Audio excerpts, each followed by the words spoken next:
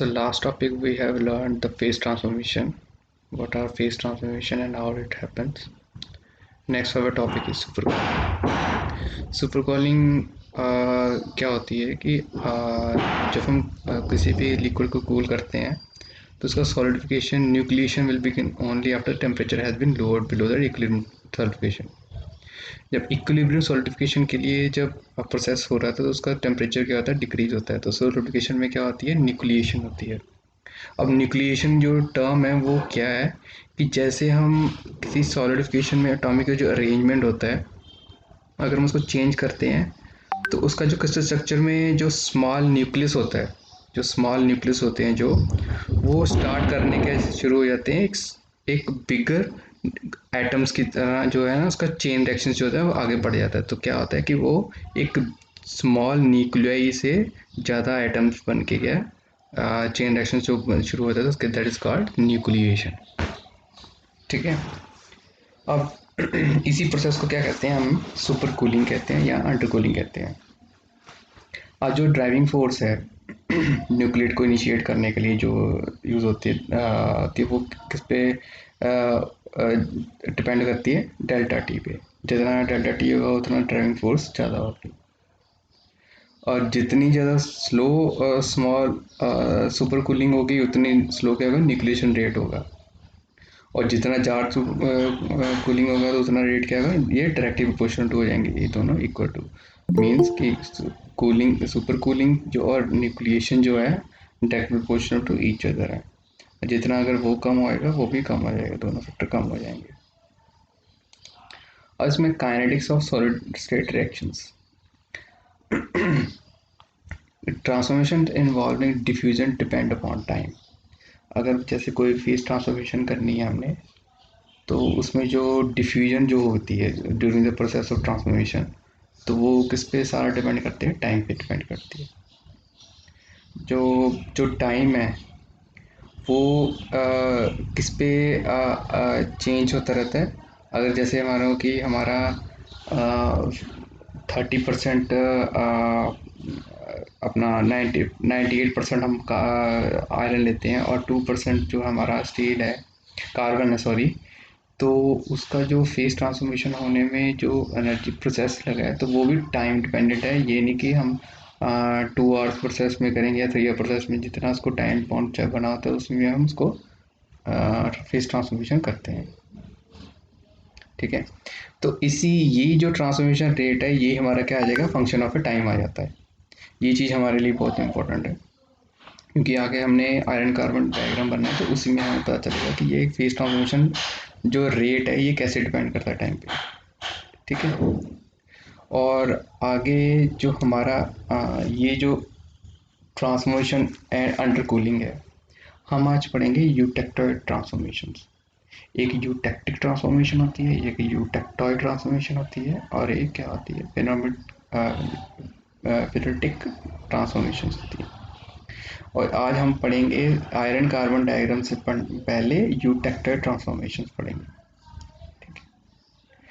इसमें क्या कहते हैं, आयरन आयरन कार्बन ये जो है ये सिस्टम सारा हमने समझना है सबसे पहले कि ये कैसे बना हुआ है, सारा जो ग्राफ है ये सबसे पहले हमने देखना है। ये टेम्परेचर है एक वाई एक्सिस के अलॉन्ग। ठीक है। हमें बाकी सबको छोड़ देना है कि ये क्या बना हुआ है, हमें सबसे पहले एक्सिस पे ध्यान देना है। हमारी वाई एक्सिस क्या आएगी, हमारी टेम्परेचर की आ जाएगी। और ये जो एक्स एक्सिस है ये क्या है, हमारे कार्बन की कंपोजिशंस, कार्बन की कंपोजिशंस। यहाँ पे 0 कार्बन है। मीन्स जैसे हमारे जैसे मान लो कि आयरन है, हमने उसको स्टील में चेंज करना है तो उसमें कार्बन जो ऐड करते हैं ना 0.1%, 0.2%। तो यहाँ पे क्या आ गया तभी जी हमारा, एक 0% तभी है। एक्स एक्सिस पे क्या है? एक्स एक्सिस ये वाई एक्सिस पे हमारा टेम्परेचर है और ये एक्स एक्सिस है, ये जो हमारी हमारी कार्बन की कंपोजिशन है। मीन्स 0% है, अभी 1% है, 2% है, 3% है और यहाँ पे जाते जाते अब ऑलमोस्ट 6.7% है। यहाँ पे मैक्सिमम इतनी हम कंसिडर करते हैं। ठीक है। ये हमारी कार्बन की कंपोजिशंस हैं। मीन्स 100 ग्राम में 0 ग्राम इतना है, और 1 ग्राम, फिर 2 ग्राम, फिर 3 ग्राम, फिर 4 ग्राम, मीन्स परसेंटेज के अकॉर्डिंग हमने यहाँ पे उसको डिस्ट्रीब्यूट किया है। ठीक है, ठीक ठीक है। बस उसका एक एक स्टेप हमने ध्यान से समझना है कि ये है क्या चीज़ है हमारी। ये क्या आ गई हमारी टेम्परेचर की एक्सिस, और ये टेम्परेचर हमारी आ गई कार्बन की कार्बन कंपोजिशंस। कंपोजिशन।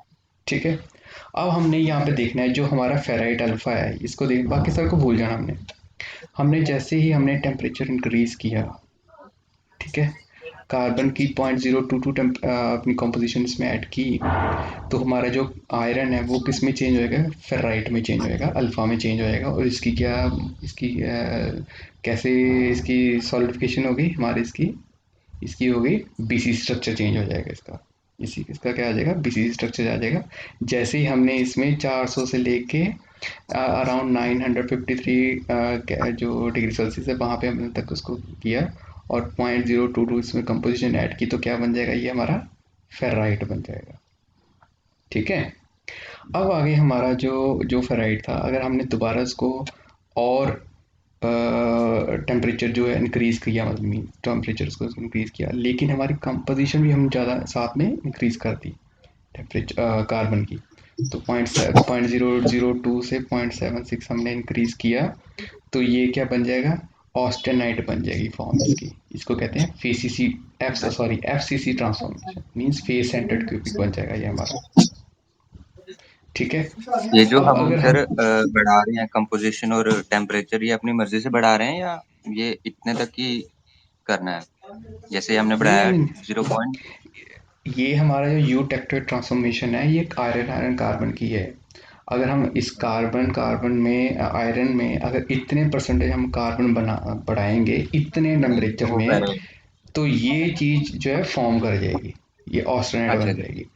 जी, और अगर हम इसी में अगर हम यहाँ पे देखेंगे तो ये क्या बन जाएगा, फेराइट बन जाएगा, अगर हम इतने टेम्परेचर तक 953 तक गया तो। ये याद रखना, ये यूटेक्टाइड ट्रांसफॉर्मेशन है, हमें आयरन कार्बन ट्रांसफॉर्मेशन जो अलग है।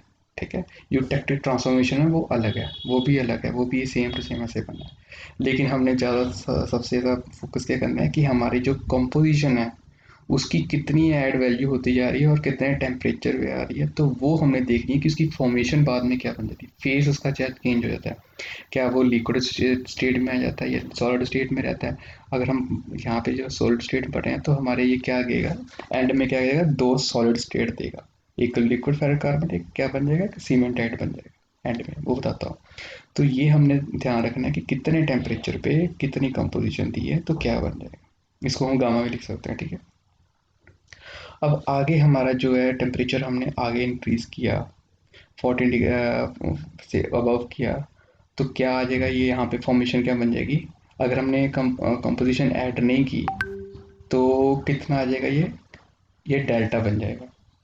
तो इसकी जो डेल्टा की जो फॉर्मेशन है, ये बीसीसी स्ट्रक्चर चेंज करता है, बॉडी सेंटर के ऊपर जाता है। ठीक है, अब हमने फर्दर क्या देखना है कि फर्दर अगर हमने यहाँ पे अगर आगे देखें कंपोजिशन ऐड करें, तो इस टेम्परेचर में देखें 1148 डिग्री से, तो ये क्या बन जाएगा, लिक्विड प्लस गामा ऑस्टेनाइट बन जाएगी ये, अगर हम इतनी कंपोजिशन ऐड करेंगे तो। ठीक है ना, अगर हम यहाँ तक कंपोजिशन ऐड करेंगे तो ये क्या बन जाएगा, गामा प्लस लिक्विड की फॉर्म में जाएगा, अगर हमने इतने टेम्परेचर में दिया तो। यहाँ से ये सारा डिपेंड कर रहा है कि हमारी कार्बन की कंपोजिशन और टेम्परेचर कितना हम प्रोवाइड कर रहे हैं। जो जो चीज़ फॉर्मेशन बनती जाएगी वही वही आगे उसकी क्या है, फॉर्मेशन चेंज होती जाएगी। जैसे मान लो ये नहीं कि हम फेराइट है तो फेराइट से हम वो गामा से डायरेक्ट आ गए वहाँ पे, उसके बीच में हमने प्रोसेस किया कि कितने टेम्परेचर में हमने पहुँचे हैं, उस टेम्परेचर के हम स्किप तो कर नहीं सकते, ऐसा तो नेचर का होता नहीं है। जितना टेम्परेचर आएगा उसके बाद जितनी फॉर्मेशन उसकी बनेगी उसके बाद ही कितनी कार्बन ऐड होगा, वो चीज़ हमारी क्या आ जाएगी, ट्रांसफॉर्मेशन आ जाएगी हमारी। अब नीचे जब देखते हैं अंडर कूलिंग में, जब कहते हैं कि अंडर कूलिंग हमने पीछे पढ़ा था, तो क्या कहते थे कि उसकी जो टेम्परेचर है सब कूलिंग के कम हो जाए, न्यूक्लिएशन से जितनी कम होती है उतनी उसकी सब अंडर कूलिंग में आती है। तो ये हमारा 727 डिग्री से हमने कम करके देखना, ये वाला जो ये जो लाइन है, ठीक है ना, ये टेम्परेचर जो डायग्राम है लाइन है, उसकी टेम्परेचर की है। तो ये हमारा कितना 727 डिग्री सेल्सियस है। तो इतने में हमारा क्या आ जाएगा, यू अंडर कूलिंग आ जाएगी हमारी।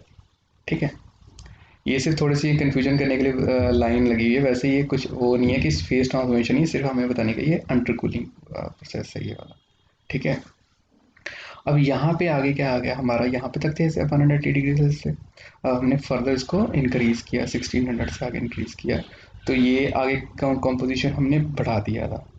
तो ये कितना सारा क्या आ जाएगा, लिक्विड फॉर्म में आ जाएगा फिर से दोबारा हमारा जो कार्बन है हमारा, जो कार्बन था शुरू में, वो दोबारा से क्या आ जाएगा, लिक्विड फॉर्म में आ जाएगा, लेकिन साथ में क्या आ जाएगी, सीमेंटाइट फॉर्मेशन बन जाएगी हमारी यहाँ पे। अगर हम यहाँ से ये इतनी कंपोजिशन और देते हैं, 5% और इंक्रीज कर देते हैं, तो यहाँ 4.6 समथिंग है यहाँ पे जो एक्चुअल वैल्यू है, उसके अगर हम ज़्यादा कंपोजिशन ऐड करेंगे तो क्या बन जाएगा, liquid plus cementite ferrous carbonate.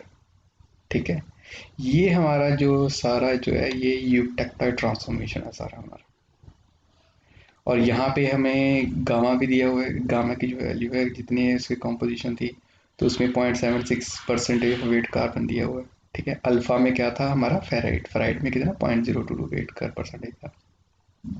अब यहाँ पे 6.7 पे जितना मैक्सिमम है हमारा, तो कार्बन कितना आ जाएगा, 6.7 वेट कार्बन का आ जाएगा। ये हमें याद रखना है बस। ये जो टेम्परेचर है ये तो याद रखनी है, लेकिन हमें ये याद रखना है कि कितने कार्बन कंपोजिशन पे क्या ट्रांसफॉर्मेशन हुई है, दैट इज कॉल्ड यूटेक्टाइल ट्रांसफॉर्मेशंस।